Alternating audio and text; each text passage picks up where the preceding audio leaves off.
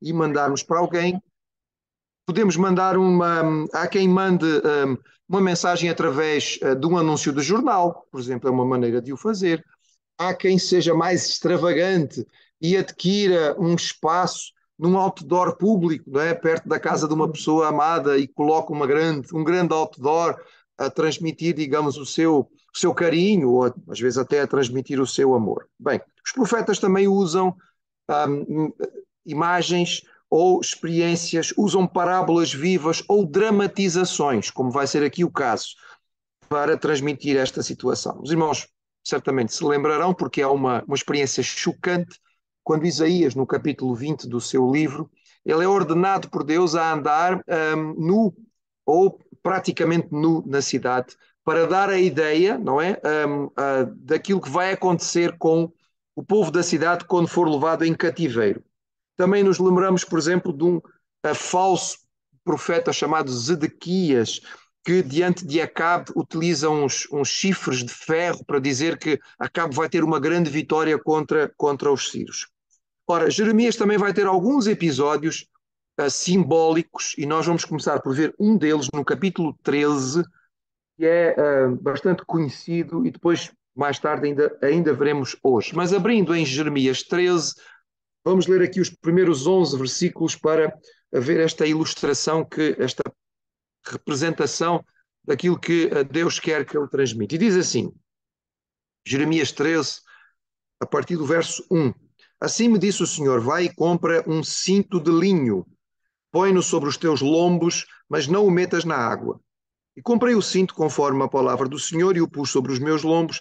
Então veio a palavra do Senhor a mim segunda vez e disse, toma o cinto que compraste e trazes sobre os teus lombos e levanta-te e vai ao Eufrates e esconde-o ali na fenda numa rocha. Eu fui e escondi-o junto ao Eufrates, como o Senhor me havia ordenado. Sucedeu, pois, que ao cabo de muitos dias, que me disse o Senhor, levanta-te e vai ao Eufrates e toma dali o cinto que te ordenei, escondesses ali. Fui ao Eufrates e cavei e tomei o cinto do lugar onde o havia escondido e eis que o cinto tinha apodrecido e para nada prestava. Então disse o Senhor, disse a minha palavra do Senhor, dizendo, assim diz o Senhor, do mesmo modo farei apodrecer a soberba de Judá e a muita soberba de Jerusalém. Este povo maligno que se recusa a ouvir as minhas palavras, que caminha segundo o propósito do seu coração e anda após deuses alheios, para servi-los e inclinar-se diante deles, será tal como este cinto, para nada presta. Porquanto, como o cinto está ligado aos lombos do homem, assim eu liguei a mim toda a casa de Israel e toda a casa de Judá, diz o Senhor, para me serem por povo, e por nome, e por louvor e por glória, mas não deram ouvidos. Há uma ordem específica para que Jeremias compre um cinto de linho. Há alguma discussão a respeito desta designação específica, a propósito do cinto. O fato de ser de linho era já característico, como família sacerdotal, Jeremias sabia que devia usar roupas de linho, a veste sacerdotal habitual era esta, era uma túnica branca de linho, havia um cinto utilizado na cintura e um turbante também de linho. Se bem que algumas pessoas, a palavra original cinto aqui poderá também não só representar esta peça que ficava por cima, mas uma peça que seria uma espécie de calções que se usariam por baixo, para dar a ideia de intimidade, de proximidade, digamos, do corpo. Que devia ser de linho. Nós sabemos porque, por exemplo, a lei dizia vestirá ele a túnica santa de linho e terá ceroulas. Está aqui, estas ceroulas poderiam ser o cinto também. De linho sobre a tua carne e cinjar-se-á com um cinto de linho e se cobrirá com uma mitra de linho. Estas são as vestes santas, por isso banhará a sua carne na água e as vestirá. Portanto, as roupas do sacerdote tinham que ser de linho, era para designar, digamos, uma roupa que era separada para ser santa ao Senhor. Portanto, algumas marcas aqui nós percebemos nestas roupas. Elas tinham que ser compradas, tinham que ser especificamente de linho e Jeremias devia usá-las durante algum tempo e não podia lavá-las, não podia passar por água. Portanto, devia usar durante bastante tempo. Esta roupa, era uma peça que seria bastante próxima, bastante íntima, e depois de algum tempo há uma segunda ordem para que Jeremias pegue neste cinto e vá até ao rio e os enterre junto ao rio. Uma terra que fosse junto ao rio seria uma terra úmida naturalmente, não é? Há alguma discussão sobre que rio é esse. Algumas traduções, como a minha tradução, que é a Almeida Corrigida, diz Eufrates. A nova tradução internacional usa a palavra Perate, que é uma palavra mais próxima do original.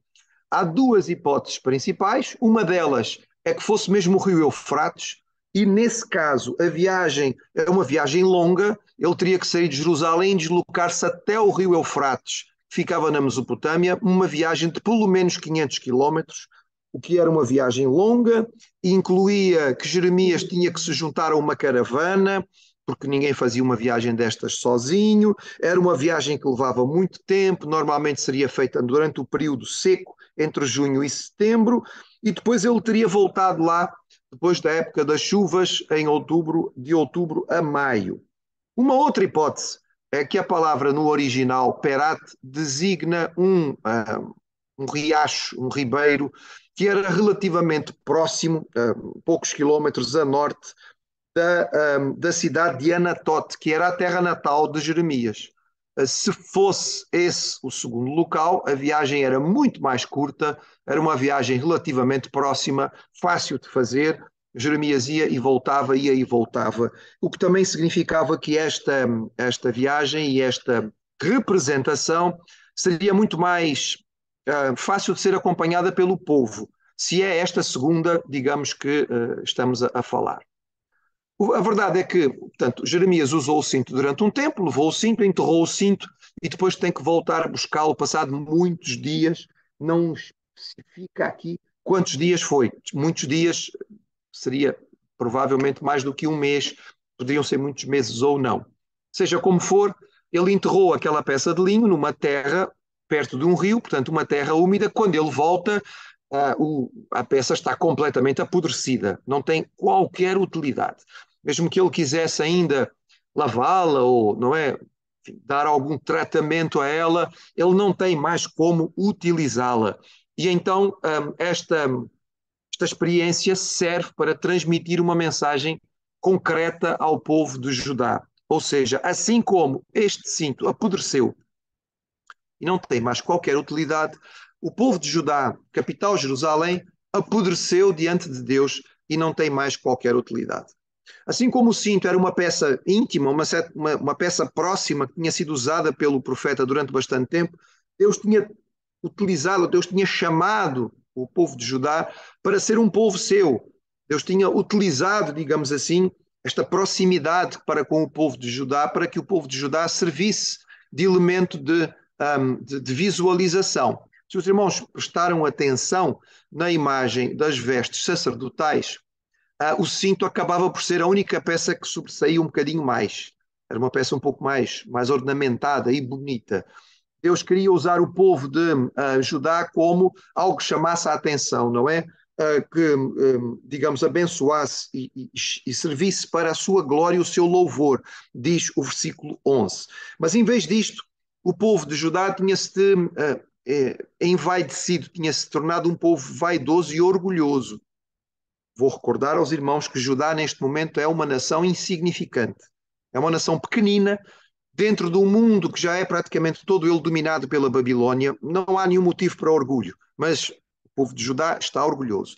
Eles já tinham sido dominados pelos babilónios e os seus filhos e nobres tinham sido levados cativos para a Babilónia, mas mesmo assim eles continuam vaidosos, continuam a servir outros deuses. E Deus diz que era um povo maligno que seguia um caminho segundo o propósito do seu coração. Vez após vez a palavra nos diz, irmãos, que nós não somos chamados a viver de acordo com o propósito do nosso coração. O propósito do nosso coração, ou seja, o nosso próprio sentimento, nossas próprias emoções, é algo extremamente superficial, muito vago. Não dá para viver baseado naquilo que nós sentimos.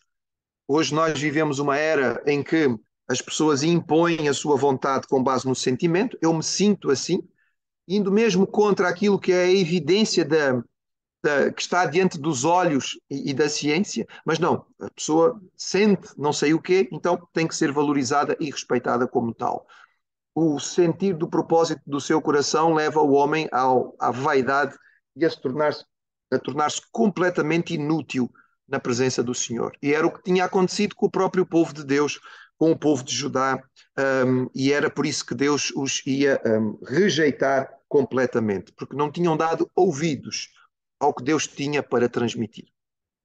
Uma segunda imagem vai ser a imagem transmitida do versículo 12 ao 14 e diz assim: pelo que diz-lhes esta palavra, assim diz o Senhor Deus de Israel, todo o odre se encherá de vinho, e dir-te-ão, não sabes nós muito bem que todo o odre se encherá de vinho?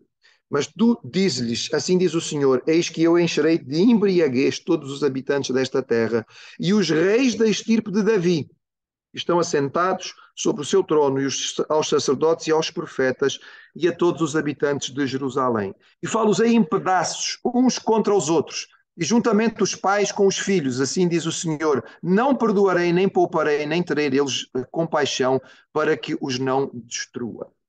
Segunda figura, segunda imagem, segunda parábola.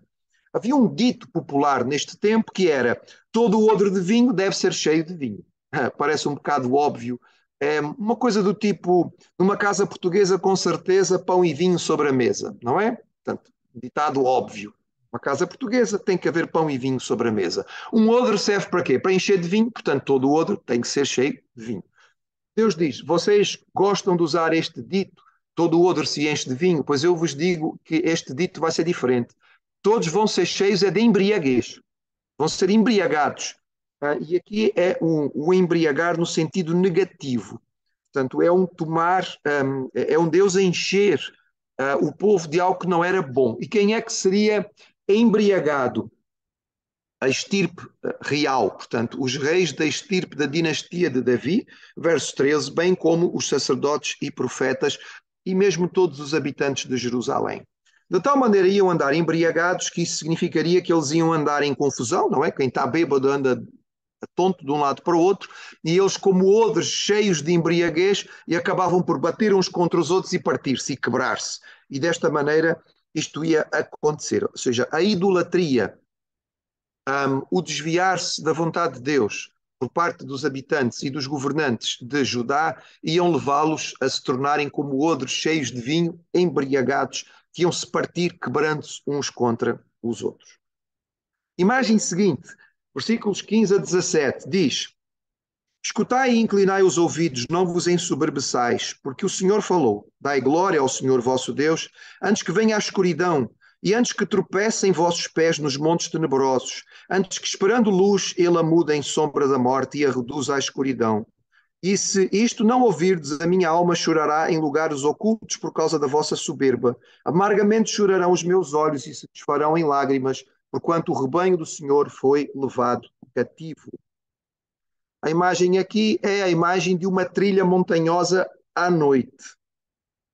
Não sei se o irmão já se costuma andar em trilhas ou não, se gosta de andar em trilhas, em jardins ou em lugares, enfim, da natureza. É agradável, não é?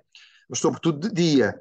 E se a trilha for bem assinalada, se formos apanhados numa trilha dessas à noite, no escuro, fica difícil. Agora imagine uma trilha montanhosa com algum risco na montanha e se nós somos apanhados lá durante a noite sem alguma orientação, o risco é altíssimo.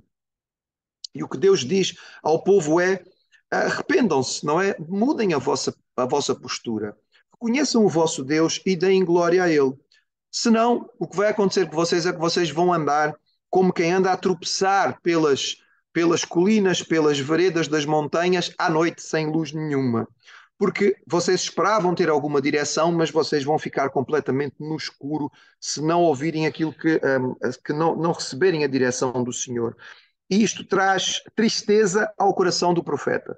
Ele diz no versículo 17 que se o povo não quiser ouvir, ele vai chorar. Mais uma vez, lembrar aos irmãos, Jeremias é chamado o profeta chorão, mas percebam porque é que ele chora, não é? Mais de 20 anos de ministério já, a chamar o povo, a apelar ao povo, e o povo parece não ouvir.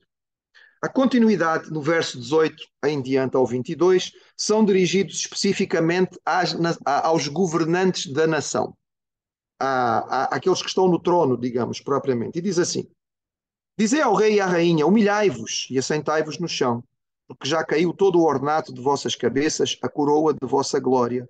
As cidades do sul estão fechadas, bloqueadas, e ninguém há que as abra. Todo o Judá foi levado cativo, sim, inteiramente foi levado cativo. Levantai os vossos olhos e vede os que vêm do norte. Onde está o rebanho que te cedeu e as ovelhas da tua glória? Que dirás quando puser os teus amigos sobre ti como cabeça, se foste tu mesmo que contra ti os ensinaste? Porventura não te tornarão as dores como a mulher que está de parto? Quando, pois, disseres no teu coração, por que me sobrevieram estas coisas? Pela multidão das tuas maldades, te descobriram as tuas fraudas e os teus calcanhares sofrem violentamente.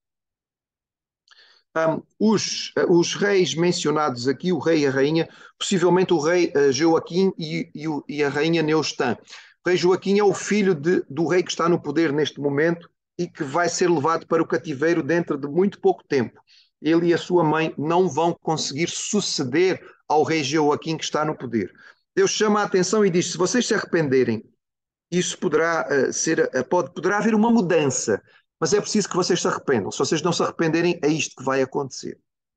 O versículo 19 é muito interessante, irmãos, porque ele diz que as cidades do sul, ou do deserto do Negueb, as cidades que faziam fronteira no sul de Judá com o deserto do Negueb, estão bloqueadas, estão a viver momentos de angústia e não há quem consiga abri-las porque elas vão ser tomadas em cativeiro. Por que é que eu digo que este texto é importante? Pelo seguinte, nesta região que ficava mais ou menos 27 quilómetros a sul de Hebron, ficava a cidade de Arad. A cidade de Arad era uma das últimas fortalezas do reino de Judá, no sul do reino de Judá, junto à fronteira. E porquê que Arad é importante? Porque aí foram encontrados os famosíssimos óstracos de Arad. O que são óstracos? Óstracos são pequenos pedaços de argila onde eram colocados mensagens, que serviam para transmitir mensagens. Este local, Arad, foi trabalhado pelos arqueólogos, especificamente pelo arqueólogo israelita Yohanan Aorani, nos anos 62 a 67 e depois de 74 a 76.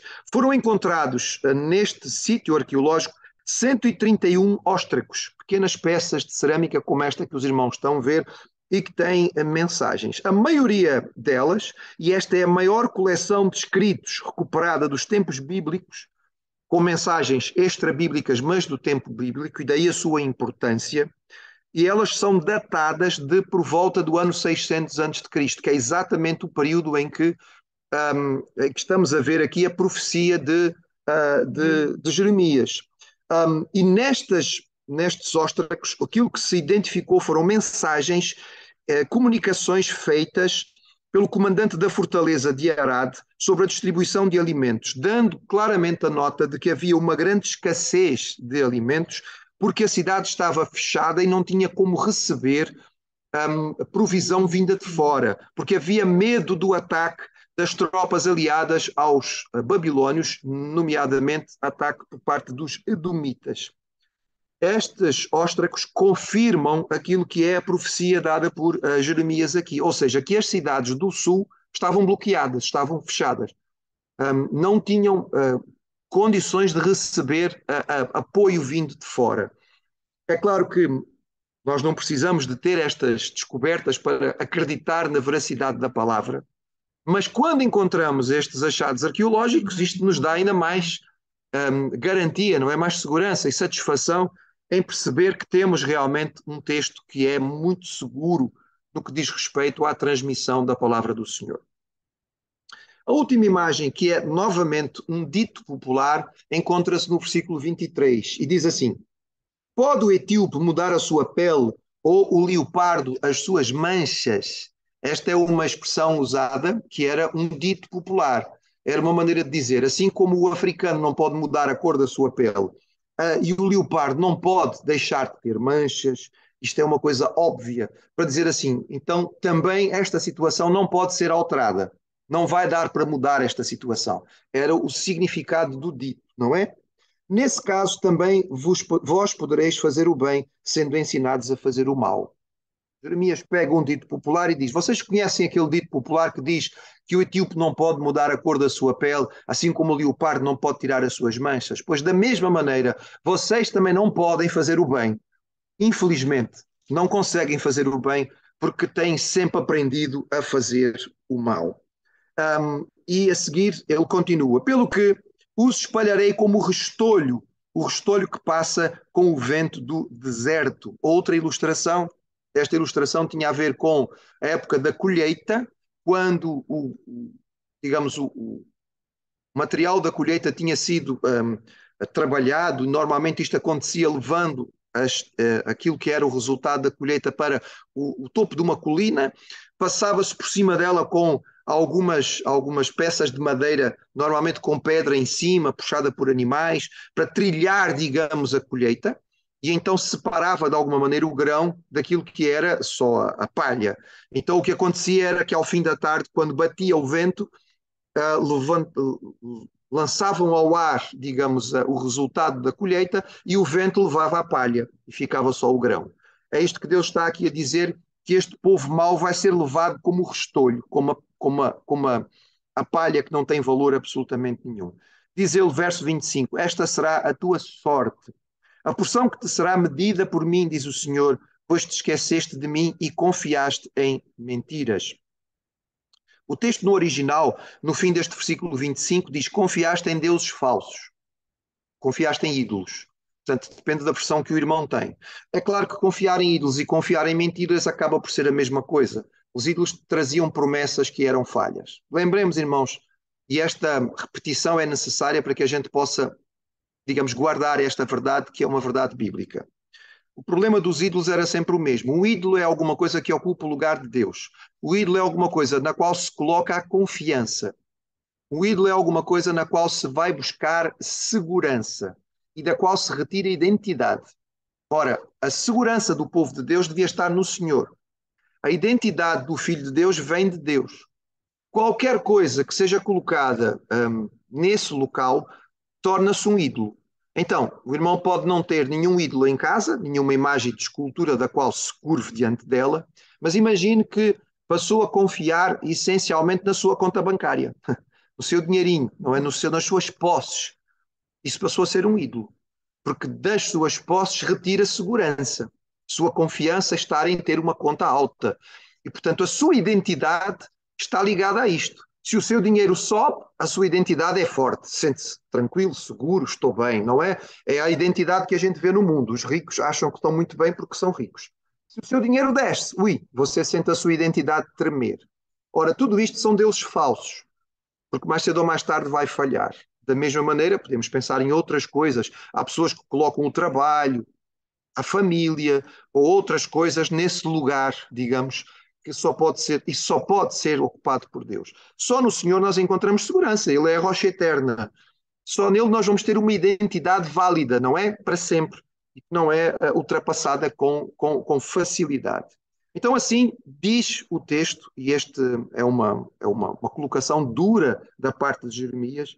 Se os irmãos acham que ele tinha sido duro neste versículo, vejam só o 26 e o 27, que é mais duro ainda, porque ele vai usar uma imagem que era uma imagem complicada. O versículo 26 diz assim: assim também eu descobrirei as tuas fraldas até o teu rosto e aparecerá a tua ignomínia. Vi as tuas abominações e os teus adultérios, os teus rinchos e a enormidade da tua prostituição sobre os outeiros no campo. Ai de ti, Jerusalém, não te purificarás? Até quando ainda? Veja estes versículos na nova versão internacional, fica um bocadinho talvez mais fácil de entender. Eu mesmo levantarei as suas vestes até o teu rosto, para que as tuas vergonhas sejam expostas. Percebe? Ou seja, as roupas iam ser levantadas para expor. Esta é uma expressão que Jeremias usa, porque esta era a maneira de expor publicamente prostitutas. Entre o povo de Israel não era aceita a prostituição, oficialmente. Então, quando uma mulher era descoberta ou era acusada de prostituição, ela era arrastada publicamente com as suas vestes puxadas para cima, digamos assim, para expô-la, a trazer vergonha, para ver se corrigia a partir disto. Porquê? Verso 27. Tendo visto os seus atos repugnantes, os teus adultérios, os teus relinchos, a sua prostituição desavergonhada sobre as colinas e os campos. O que acontecia era que o povo tinha-se curvado e tinha aceito os cultos pagãos que eram cananitas, eram cultos de fertilidade, que envolviam normalmente atividade sexual. E isso era feito sobre as colinas. E Deus dizia: vocês tornaram-se como animais em cio, vão para o topo de qualquer colina praticarem estes cultos e vocês acham que eu não vejo? Pois o Senhor vai vos expor publicamente, como acontece normalmente com as adúlteras e as prostitutas.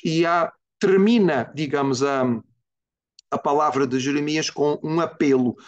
Ai de você, Jerusalém, até quando continuará impura? Percebam que é uma palavra muito dura, é uma palavra, digamos, chocante, usada aqui por Jeremias para chamar a atenção do povo, mas faz parte daquilo que é o seu desafio e a mensagem habitual. Eu não vou adiantar porque os versículos 14 e 15 são um bloco e eu desafio os irmãos a lerem, porque o 14 e o 15 estão profundamente ligados, e os capítulos 14 e 15 são interessantes porque eles lembram um pouco a profecia de Abacuque. Não sei se os irmãos lembram de Abacuque. Abacuque é um profeta que dialoga com Deus, não é? Ele coloca questões a Deus, Deus responde, o profeta Abacuque ouve a resposta de Deus e torna a colocar outras questões. E no capítulo 14 e 15 nós temos como que um diálogo entre Jeremias e Deus. Mas quero que olhe e leia com muito carinho, porque é assim, é um momento dramático do ministério de Jeremias. Jeremias está cansado.